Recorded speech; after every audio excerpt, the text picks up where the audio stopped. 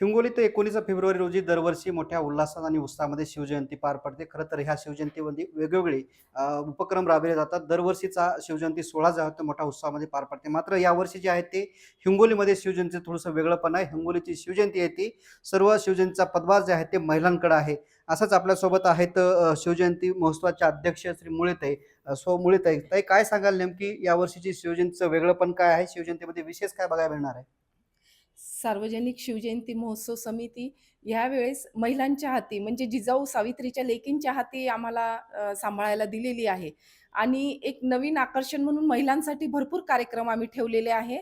15 तारखेपासून तर 19 फेब्रुवारीपर्यंत आम्ही विविध कार्यक्रम राबवत आहोत. 15 तारखेला सकाळी महिलांसाठी मॅरेथॉन राहणार आहे.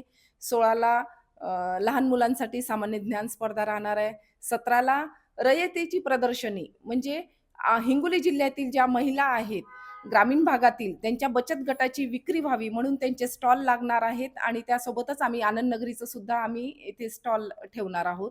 तसेच होम मिनिस्टर ही 17 तारखेला होणार आहे आणि वेशभूषा स्पर्धा आहे. असे विविध कार्यक्रम, रांगोळी स्पर्धा, भव्य दीपोत्सव दरवर्षी आम्ही 11,000 दिवे शिवपुतळ्या परिसरात लावत असतो.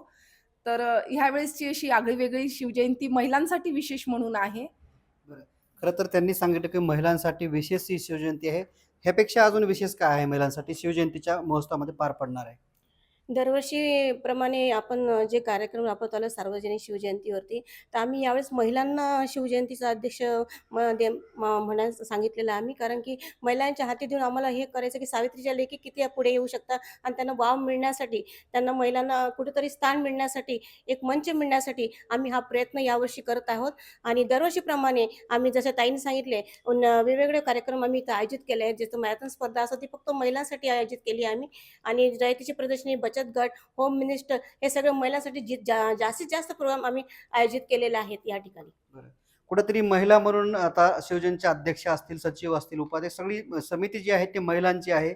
एक काय अडचणी येत आहेत का? अ, कुठे काही ठिकाणी आम्ही पोहोचू शकत नाही, पण तरी पण महिला आम्ही आता स्वतःला ठरवलंय, की कुठेतरी काहीतरी करून दाखवायचंय. म्हणून महिला म्हणून आम्ही प्रत्येक ठिकाणी पोहोचण्याचा प्रयत्न करतोय.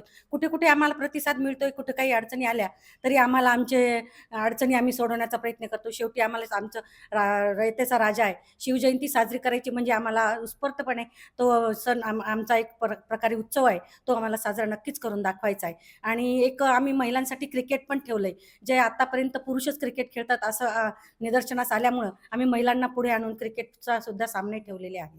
बरं. एक शिवजयंती समितीचे अध्यक्ष म्हणून काय हिंगोलीकरांना संदेश असणार आहे?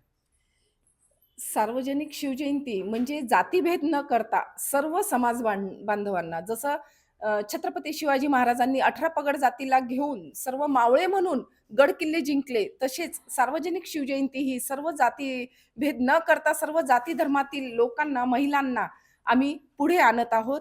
आमच्या सार्वजनिक शिवजयंतीमध्ये मारवाडी समाज, कोमटी समाज, अग्रवाल समाज आणि बहुजन समाज हा सर्व समाज मिळून आम्ही महिला कार्य करत आहोत. खरं तर विविध समाजाला घेऊन जे आहेत ते महिला या ठिकाणी शिवजयंती उत्सव साजरा करणार आहेत आणि यावेळेस विशेष म्हणजे ही सर्व जबाबदारी जी आहे ते महिलांकडे आहे आणि महिलांनी महिलांसाठी जे आहेत ते विविध क्रिकेटचे सामने असतील, त्याचबरोबर होम मिनिस्टर असेल, असे विविध उपक्रम राबवणार असल्याचं आपल्याला सांगण्यात आलेलं आहे. कॅमेरामन ज्ञानेश्वर वानखेडेसह मी रमेश चेंडके, TV9 मराठी, हिंगोली.